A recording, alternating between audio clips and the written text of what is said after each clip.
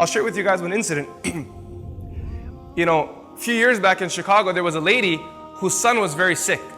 Very young man, her son was sick. And his situation was such that he was on life support and they were going to take him off the life support. And she said to me, I want you to be there when my son passes away. So I said to the lady, I'll come. I remember I came to the hospital, she was standing next to the son's bed. He was maybe in his mid-teens. And her husband was sitting next to me, he was on a wheelchair. And she told the doctor, go ahead, take him off the life support, and they moved the machinery from him. And he was lying there, and Allahu Akbar, seeing a mother holding her child's hand as her child was dying was something too hard to see with your eyes. It was just too hard. But I was sitting there watching because she asked me for support. But it was so difficult for me to sit there that I started looking down and tears started flowing from my eyes. And this lady was holding her son's hand and just biting her lip and just saying to her son, she kept saying in a soft tone, everything will be okay, everything will be okay. And she knows that his pulse is cutting down. She can feel it, she's holding his hand.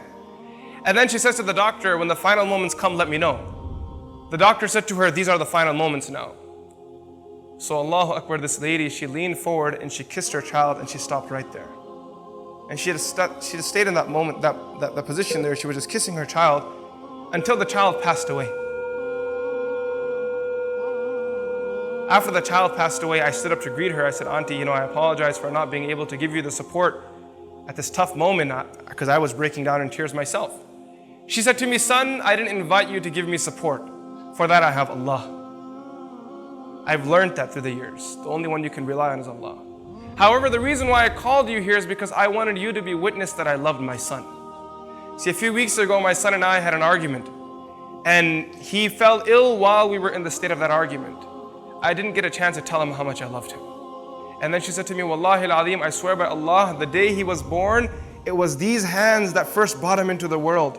And I was the first one to hold him and I was the first one to kiss him. And today when he left the world, I wanted you to be witness that I was the last one to hold him and I was also the last one to kiss him. See, sometimes you forget about your connection, the heat of the moment, you get distracted. But can you ever break the relationship of a mother and a child? I mean, this mother is kissing her child after the child is dead. He's gone. He's left the dunya. He's no longer even existent. Before he was born, the mother was carrying the child in her womb. Before he was even in existence, he was in the womb. He was something, maybe nothing. And the mother is still holding that stomach and she's talking to the baby, she's smiling at the baby, she's already planning her dreams with the baby. Likewise, as much as your mother loves you, Allah subhanahu wa ta'ala loves you 99 folds more than that.